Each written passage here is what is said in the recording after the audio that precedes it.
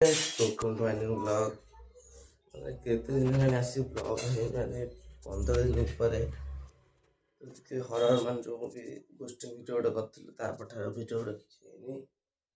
ମାନେ ଆଜି ଉଠିଲି 8:30 9ଟା ବାଜିବା ଟାଇମ୍, ବୋଉ ଉଠିକି ତାର ଦାନ୍ତ ଘଷିକି ଯିବ ବୋଲି ଆମର ସ୍କୁଲକୁ। ଉଠିଲି ବୋଉ ଦହିବରା କିଣି ରଖିଛି। କହୁଛି ତା ଦାନ୍ତ ଘଷି ଆସିବୁ ଦହିବରା ଖାଇଦେବୁ। ଗାଁକୁ ଆଇଥିଲା ବୋଧେ ରଖିଛି ତାର। ଚାଲ ସେ ଦାନ୍ତ ଘଷି ପଳେଇ ଆସିବା ତାର ଖାଇବା।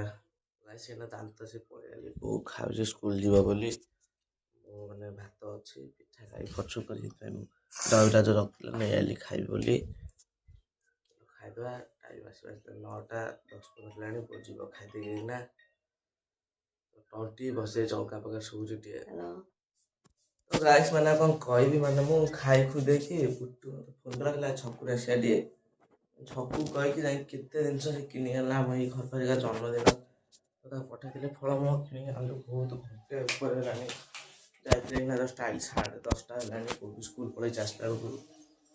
ତ ଭଲ ଲାଗୁନି ବସେ ମୋବାଇଲ ଫୋବାଇଲ ଟିକେ।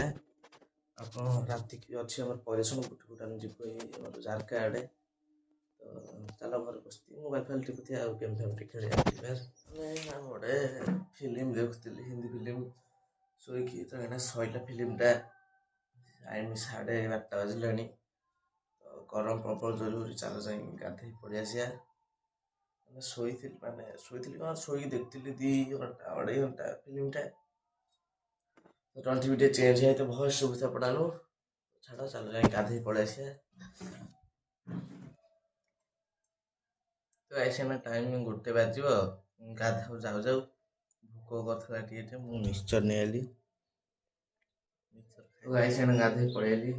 ଆପଣଙ୍କୁ ଦେଖାଯାଏ ଭଲ ମାନେ କ'ଣଟା କୁହନ୍ତି ଇଏ ଟାଇପ୍ର ମାନେ ଓଦା ଅଛି, ସେ ଶୁଖିଲା ପରେ ପୁରା ହାର୍ଡ଼ ହେଇଯିବ। ମୋ ପାଖରେ ଦେଖାଯିବ। ତ ଗାଧୋଇ ଆଇଲି, ବୋଉ ସ୍କୁଲ ଆସିଲା ଚାଲ ଯାଇକି ଖାଇଦେବା।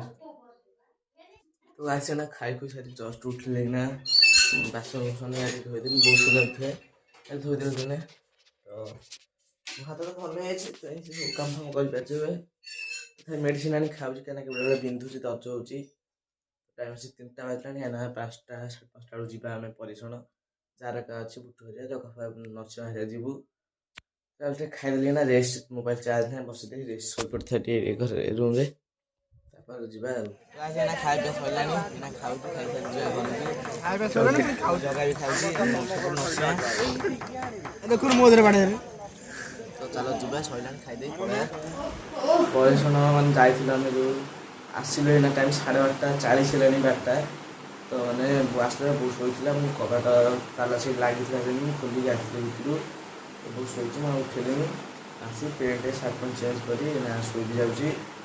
ସମସ୍ତଙ୍କୁ ଗୁଡ୍ ନାଇଟ୍। ଆଜିର ବ୍ଲଗ୍ଟି ଭଲ ଲାଗିଥିଲା ଲାଇକ୍ ସବସ୍କ୍ରାଇବ୍ କରିବା ଜମ୍ପ ଦେଇନି। Thanks for watching.